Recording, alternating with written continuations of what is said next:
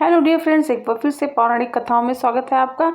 तो हमारी जो आज की कहानी है वो है, आखिर क्यों दिया था भगवान राम जी ने लक्ष्मण को मृत्यु दंड। तो चलिए अपनी कहानी को शुरू करते हैं। तो ये घटना उस वक्त की है जब श्री राम लंका विजय करके अयोध्या लौटकर आते हैं और अयोध्या के राजा बन जाते हैं। एक दिन यम देवता कोई महत्वपूर्ण चर्चा करने के लिए श्री राम जी के पास आते हैं। चर्चा प्रारंभ करने से पूर्व वो भगवान राम जी से कहते हैं कि आप जो भी प्रतिज्ञा करते हो उसे पूर्ण करते हो। मैं भी आपसे एक वचन मांगता हूँ, जब तक मेरे और आपके बीच वार्तालाप चले तो हमारे बीच कोई नहीं आएगा, और जो कोई भी आएगा उसको आपको मृत्युदंड देना पड़ेगा। भगवान राम जी यम को ये वचन दे देते हैं। भगवान राम जी लक्ष्मण जी को ये कहते हुए द्वारपाल नियुक्त कर देते हैं कि जब तक उनकी और यम की बात हो रही है वो किसी को भी अंदर ना आने दें, अन्यथा उन्हें मृत्युदंड देना पड़ेगा। लक्ष्मण भाई जी की आज्ञा मानकर द्वारपाल बनकर खड़े हो जाते हैं। लक्ष्मण को द्वारपाल बने अभी कुछ ही समय बीतता है कि वहां पर ऋषि दुर्वासा का आगमन होता है।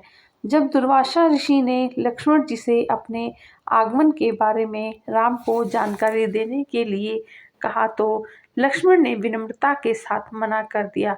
इस पर दुर्वासा ऋषि क्रोधित हो जाते हैं और उन्होंने संपूर्ण अयोध्या को श्राप देने की बात कही।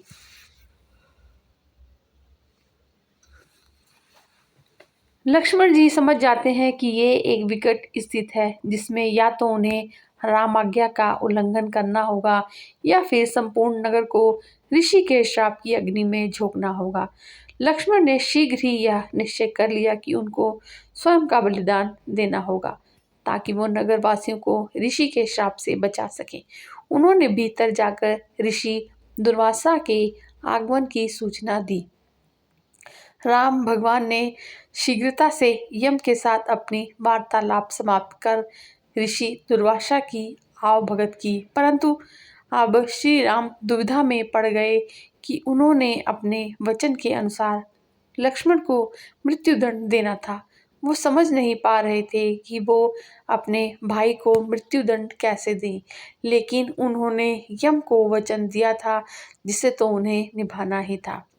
इस दुविधा की स्थिति में श्री राम ने अपने गुरु का स्मरण किया और कोई रास्ता दिखाने को कहा। गुरुदेव ने कहा कि अपने किसी प्रिय का त्याग उसकी मृत्यु के समान ही है, अतः तुम अपने वचन का पालन करने के लिए लक्ष्मण का त्याग कर दो। लेकिन जैसे ही लक्ष्मण ने यह सुना तो उन्होंने राम से कहा कि आप भूल कर भी मेरा त्याग नहीं करना। आपसे दूर रहने से तो ये अच्छा है कि मैं आपके वचन की पालना करते हुए मृत्यु को गले लगा लूं। ऐसा कहकर लक्ष्मण जी ने जल समाधि ले ली।